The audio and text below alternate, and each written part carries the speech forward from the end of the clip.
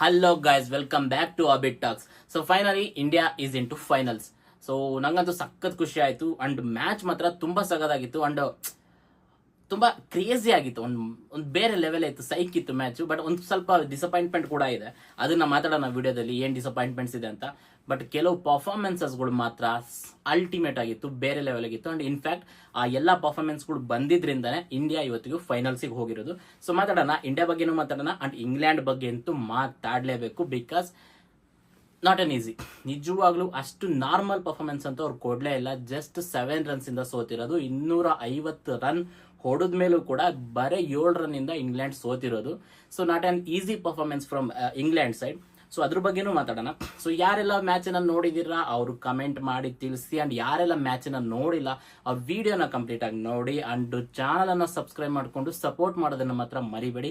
So let's get it the video. So ಈ match ಮೇಲೆ already ಒಂದು ಎಕ್ಸ್ಪೆಕ್ಟೇಷನ್ಸ್ ಇತ್ತು, ಅಂದ್ರೆ ಈ ಗ್ರೌಂಡ್ ಮೇಲೆ ಒಂದು ಎಕ್ಸ್ಪೆಕ್ಟೇಷನ್ಸ್ ಇತ್ತು. ಇಲ್ಲಿ ಬ್ಯಾಟಿಂಗ್ ಚೆನ್ನಾಗಿ ನಡೆಯುತ್ತೆ ಅನ್ನೋದು ಒಂದು ಪ್ರಿಡಿಕ್ಷನ್ ಇತ್ತು. ಎರಡೂ ಟೀಮ್ ಇಂದು ಚೆನ್ನಾಗಿ ಆಗ್ಬೋದು, ಇಲ್ಲಿ ಚೇಸಿಂಗ್ ಕೂಡ ಚೆನ್ನಾಗುತ್ತೆ ಅಂಡ್ ಫಸ್ಟ್ ಸೈಡ್ ಕೂಡ ಚೆನ್ನಾಗುತ್ತೆ ಅನ್ನೋ ಒಂದು ಪ್ರಿಡಿಕ್ಷನ್ ಕೂಡ ಇತ್ತು. ಸೊ ಅದ್ರ ಪ್ರಕಾರನೇ ಫಸ್ಟ್ ಸೈಡ್ ಕೂಡ ಬ್ಯಾಟಿಂಗ್ ತುಂಬಾ ಚೆನ್ನಾಗಾಯ್ತು. ಇಂಡಿಯಾದವ್ರು ಕೂಡ ತುಂಬಾ ಒಳ್ಳೆ ಬ್ಯಾಟಿಂಗ್ ಅನ್ನ ಮಾಡಿದ್ರು. ಬ್ಯಾಟಿಂಗ್ ಬಗ್ಗೆ ನಾವು ಮಾತಾಡೋಣ. ಅಂಡ್ ಬರೇ ಇಂಡಿಯಾ ಮಾತ್ರ ಅಂತಲ್ಲ, ಇಂಗ್ಲೆಂಡ್ ಅಂತೂ ಸಖತ್ ಬ್ಯಾಟಿಂಗ್ ಮಾಡಿದ್ರು. ಅಂಡ್ ಜೇಕೋಬ್ ಬೆಥಲ್ಸ್ ಮಾತ್ರ ಸೂಪರ್. ಮಾತಾಡೋಣ ಅದ್ರ ಬಗ್ಗೆ. ಸೊ ಸ್ಟಾರ್ಟಿಂಗ್ ಅಲ್ಲಿನೇ ಸೂರ್ಯಕುಮಾರ್ ಯಾದವ್ ಅವರು ನಾವು ಬ್ಯಾಟಿಂಗ್ಗೆ ತಗೊಳ್ತಿದ್ವಿ, ಇನ್ ಕೇಸ್ ನಾವು ಟಾಸ್ ನ ಗೆದ್ದಿದ್ರು ಕೂಡ ಬ್ಯಾಟಿಂಗ್ಗೆ ತಗೊಳ್ತಿದ್ವಿ ಅಂತ ಹೇಳಿದ್ರು.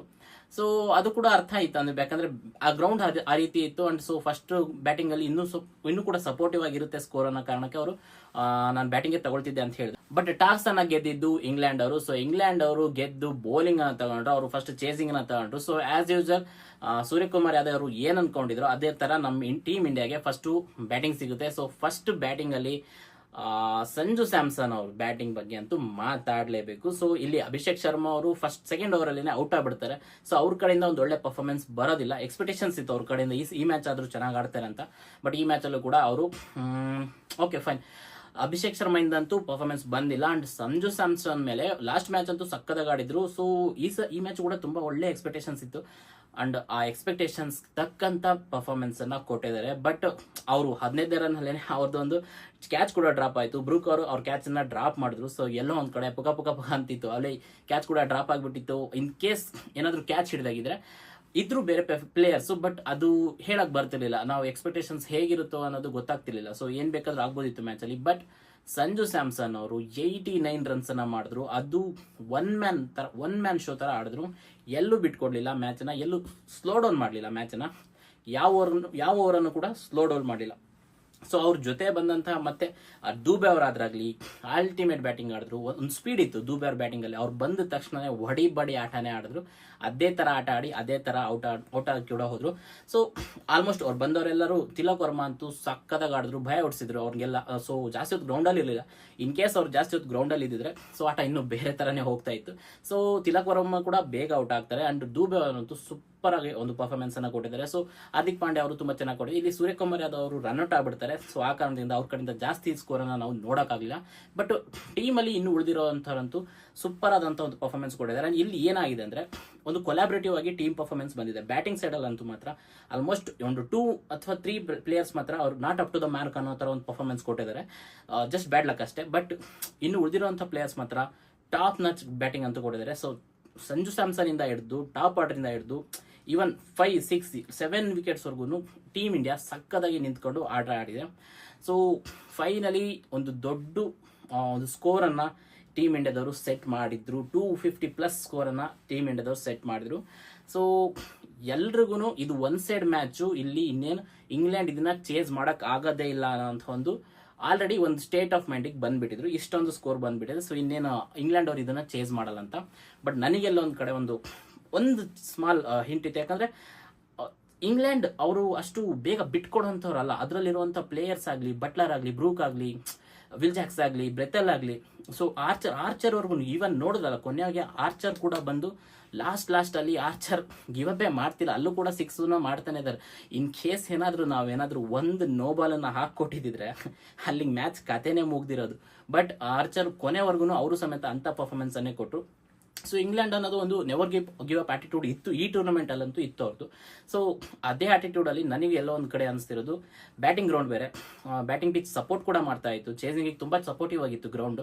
ಸೊ ಆ ರೀಸನ್ ಇಂದ ಇಂಗ್ಲೆಂಡ್ ಅವ್ರು ಏನಾದ್ರು ಚೇಸ್ ಮಾಡಿದ್ರು ಮಾಡ್ಬೋದು ಅನ್ನೋಂಥ 1% ಚಾನ್ಸ್ ಇತ್ತು.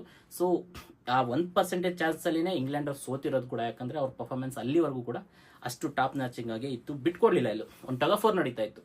ಇಂಗ್ಲೆಂಡ್ನವರು ಅವರು ಒಂದು ಪರ್ಫಾರ್ಮೆನ್ಸ್ನ ಕೊಡೋದಕ್ಕೆ, ನಮ್ಮ ಇಂಡಿಯಾದವರು ಅಲ್ಲಿ ಒಂದು ಬ್ರೇಕ್ನ ಹಾಕೋದಕ್ಕೆ, ಮತ್ತೆ ಅವರು ಕಮ್ಬ್ಯಾಕ್ ಮಾಡಿ ಮತ್ತೆ ಅವರು ಗೇಮನ್ನು ಸ್ಟಾರ್ಟ್ ಮಾಡ್ಕೊಳ್ಳೋದಕ್ಕೆ, ಬಟ್ ನಮ್ಮ ಇಂಡಿಯಾದವರು ಮತ್ತೆ ಬ್ರೇಕನ್ನು ಹಾಕೋದಕ್ಕೆ. ಸೊ ಈ ರೀತಿ ಒಂದು ಒಳ್ಳೆ ಟಗ್ ಆಫ್ ವಾರ್ ನಡೀತು ನಮ್ಮ ಮ್ಯಾಚಲ್ಲಿ. ಸೊ ಬಟ್ ಜಾಕಬ್ ಬೆಥೆಲ್ಸ್ ಬಗ್ಗೆ ಮಾತಾಡಲೇಬೇಕು. ಎಂಥ ಗೇಮನ್ನು ಆಡಿದ್ರು, ಕೊನೆವರೆಗೂ ಬಿಟ್ಕೊಡ್ಲಿಲ್ಲ. ನನಗಂತೂ ಆಲ್ಮೋಸ್ಟ್ ಅವ್ರು ಗ್ರೌಂಡಲ್ಲಿ ಇರಬೇಕಾದ್ರೆ ಇನ್ನೇನು 17 ಓವರ್ಸ್ ಕಂಪ್ಲೀಟ್ ಆಗಿದೆ, 3 ಓವರಿಗೆ 45 ರನ್ ಬೇಕು. ಸೊ ನನಗೆ ಎಲ್ಲೋ ಒಂದು ಕಡೆ 50-50 ಆಗೋಗಿತ್ತು. ಈ ಮ್ಯಾಚು ನಾವು ಬಿಟ್ಕೊಡ್ತೀವಿ, ಇಂಡಿಯಾ ಇಲ್ಲಿಂದ ಹೊರಗಡೆ ಹೋಗ್ಬೋದು ಅನ್ನೋಂಥ ಒಂದು ಥಿಂಕಿಂಗ್ ಆಲ್ರೆಡಿ ತಲೆಯಲ್ಲಿ ಬರ್ತಾ ಇತ್ತು. ಬಟ್ ಅಲ್ಲಿಗೆ ಬಂದರು ನೋಡಿ ನಮ್ಮ ಬೂಮ್ರಾ ಅವರು. ಸೊ ಬೂಮ್ರಾ ಅವರು ಆ 18ನೇ ಓವರ್ನ 6 ರೇಂಜ್ಗೆ ಸಕ್ಕತ್ತ ಕಂಟ್ರೋಲಿಂಗ್ ಆಗಿ ಮಾಡಿಬಿಟ್ರು. ಕೇವಲ 6 ರನ್ನ ಕೊಟ್ಟು ಆ ಒಂದು ಟೋಟಲ್ ಆ ಗೇಮನ್ನು ಒಂದು ಆ ಡೈಮೆನ್ಷನ್ನೇ ಚೇಂಜ್ ಮಾಡಿಬಿಟ್ರು. ಗೇಮ್ ಹೋಗ್ತಾ ಇರುವಂಥ ಒಂದು ದಾರಿನೇ ತಿರುಗಿಸ್ಬಿಟ್ರು. ಇಲ್ಲ ನನಗೆಲ್ಲ ಒಂದು ಕಡೆ ಇನ್ ಕೇಸ್ ಏನಾದರೂ ಬುಮ್ರಾ ಅವರ ಓವರ್ ಏನಾದರೂ ಅಷ್ಟು ಚೆನ್ನಾಗಿ ಬಿದ್ದಿರಲಿಲ್ಲ ಅಂದರೆ ಕಷ್ಟ ಆಗಿರೋದು ಮ್ಯಾಚ್ ನಮಗೆ. ಸೊ ಬುಮ್ರಾ ಅವರ ಬೌಲಿಂಗ್ ಆದ್ಮೇಲೂ ಕೂಡ ಹಾರ್ದಿಕ್ ಪಾಂಡ್ಯ ಅವರು ಕೂಡ 19ನೇ ಓವರು ಅಷ್ಟೇ ಸಖತ್ತಾಗಿ ಮಾಡಿದ್ರು. ಅವರು ಕೂಡ ಬರೀ 9 ರನ್ನ ಕೊಟ್ಟರು. ಅಲ್ಲಿಗೆ ಟೋಟಲಿ ಒಂದು ಲಾಸ್ಟ್ ಓವರಲ್ಲಿ 30 ರನ್ ಬೇಕಾಗಿತ್ತು. ಸೊ ದುಬೆ ಅವರು ಬೌಲಿಂಗ್ ಮಾಡ್ತಾ ಇದ್ರು, ಒಂದೊಳ್ಳೆ ಕಾನ್ಫಿಡೆನ್ಸ್ ಇತ್ತು. ಬಟ್ ಎಲ್ಲೋ ಒಂದು ಕಡೆ ಭಯ ಏನಿತ್ತು ಏನಂದ್ರೆ ಯಾವುದೋ ನೋ ಬಾಲ್ ಆಗಲಿ, ಯಾವುದೋ ವೈಡ್ ಆಗಲಿ, ಈ ಥರ ಯಾವುದೋ ಎಕ್ಸ್ಟ್ರಾ ರನ್ಸ್ನ ಕೊಡದಿಲ್ಲಂಗೆ ಆಡಿಸ್ಲಿ ಅನ್ನೋದೇ ಇತ್ತು. ಸ್ಟಾರ್ಟಿಂಗಲ್ಲಿನೇ ಬೆಥೆಲ್ಸ್ ಅವ್ರು ಔಟ್ ಆಗೋದ್ರು ಕೂಡ ಆರ್ಚರ್ ಇದ್ರು. ಸೊ ಎಲ್ಲೋ ಒಂದು ಕಡೆ ಇತ್ತು, ಎಲ್ಲೋ ಒಂದು ಬಾಲ್ ಮಿಸ್ ಆದರೂ ಕೂಡ ಮ್ಯಾಚು ಟರ್ನ್ ಆಗೋ ಚಾನ್ಸಸ್ ಇತ್ತು. ಬಟ್ ಲಕ್ಕಿಲಿ ಟೀಮ್ ಇಂಡಿಯಾ ಇಂಗ್ಲೆಂಡನ್ನು ಸೋಲ್ಸಿದೆ. And finally team India is into finals. ಅದು ನ್ಯೂಜಿಲೆಂಡ್ ಆಪೋಸಿಟು. ನ್ಯೂಜಿಲೆಂಡ್ ಕೂಡ ತುಂಬ ಸಗದಾಗಿದೆ ಟೀಮು. ಬಟ್ ಇಂಗ್ಲೆಂಡ್ ಅಷ್ಟು ನನಗೆ ಪರ್ಸ್ನಲಿ ಇಂಗ್ಲೆಂಡ್ ತುಂಬ ಸ್ಟ್ರಾಂಗ್ ಅಂತ ನಾನು ಫೀಲ್ ಮಾಡ್ತಿದ್ದೆ. ಆ್ಯಂಡ್ ಸೆಮಿಫೈನಲ್ಸ್ ಗೆದ್ರೆ ನಾವು ಆಲ್ಮೋಸ್ಟ್ ಫೈನಲ್ ಗೆದ್ವಿ ಅನ್ನೋದೇ ನನ್ನ ಆ ಥರ ನನ್ನ ಥಿಂಕಿಂಗ್ ಇತ್ತು. ಸೊ ಆಲ್ಮೋಸ್ಟ್ ನಾವು ಸೆಮಿಫೈನಲ್ಸ್ನ ಗೆದ್ದಿದ್ದೀವಿ ಆ್ಯಂಡ್ ಫೈನಲ್ಸಿಗೆ ಎಂಟ್ರಿ ಕೂಡ ಕೊಟ್ಟಿದ್ದೀವಿ.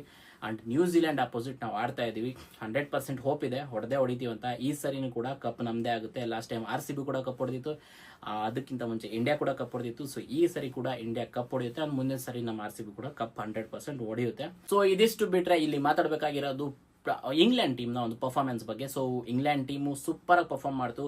ನನಗೆ ಟೀಮ್ ಇಂಡಿಯಾ ಗೆದ್ದಿರೋ ಖುಷಿನೂ ಇದೆ. ಆ್ಯಂಡ್ ಇಂಗ್ಲೆಂಡ್ ಅವರು ಅಷ್ಟರ ಮಟ್ಟಿಗೆ ಒಂದು ಫೈಟ್ ಮಾಡಿರೋಂಥ ಖುಷಿ ಕೂಡ ಇದೆ. ಅವ್ರು ಸಮೇತ ವೆಲ್ ಡಿಸರ್ವ್ ಗೇಮನ್ನು ಆಡಿದ್ದಾರೆ. ಇಲ್ಲಿವರೆಗೆ ಬಂದಿರೋದು ಅವರು ವೆಲ್ ಡಿಸರ್ವಿಂಗ್ ಗೇಮನ್ನು ಆಡ್ಕೊಂಡೆ ಇಲ್ಲಿವರೆಗೆ ಬಂದಿದ್ದಾರೆ. ಸೊ ಒಂದು ಒಳ್ಳೆ ಗೇಮನ್ನು ಕೊಟ್ಟಿದ್ದಾರೆ.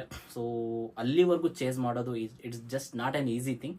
ಅಲ್ಲಿವರೆಗೂ ಚೇಸ್ ಮಾಡಿದ್ದಾರೆ. ಗೇಮ್ ತುಂಬ ಚೆನ್ನಾಗಾಯಿತು. ಸೊ ಫೈನಲಿ ಇಂಡಿಯಾ ವರ್ಸಸ್ ನ್ಯೂಜಿಲ್ಯಾಂಡ್ನ ಇದೇ ಸಂಡೇ 7 PM ಎಲ್ಲರೂ ವೆಯ್ಟ್ ಮಾಡ್ತಾ ಇದ್ದಾರೆ. ನಾನು ಕೂಡ ವೆಯ್ಟ್ ಮಾಡ್ತಿದ್ದೀನಿ. ನೀವು ಕೂಡ ವೆಯ್ಟ್ ಮಾಡ್ತಿದ್ರೆ ಕಮೆಂಟ್ ಮಾಡಿ ತಿಳಿಸಿ, ಮತ್ತು ವಿಡಿಯೋ ಹೇಗೆ ಅನಿಸ್ತು ಅನ್ನೋದನ್ನ ಕಮೆಂಟ್ ಮಾಡಿ. ಇಂಡಿಯಾ ಗೆದ್ದಿದ್ದು ಎಷ್ಟು ಖುಷಿ ಇದೆ ಅನ್ನೋದನ್ನ ಕಮೆಂಟ್ ಮೂಲಕ ತಿಳಿಸಿ. ಅಂಡ್ ವಿಡಿಯೋ ಇಷ್ಟ ಆಗಿದ್ರೆ ನನ್ನ ಚಾನಲ್ ಅನ್ನು ಸಬ್ಸ್ಕ್ರೈಬ್ ಮಾಡಿಕೊಂಡು ಸಪೋರ್ಟ್ ಮಾಡೋದನ್ನ ಮಾತ್ರ ಮರಿಬೇಡಿ ಅಂತ ಹೇಳ್ತಾ ಥ್ಯಾಂಕ್ ಯು.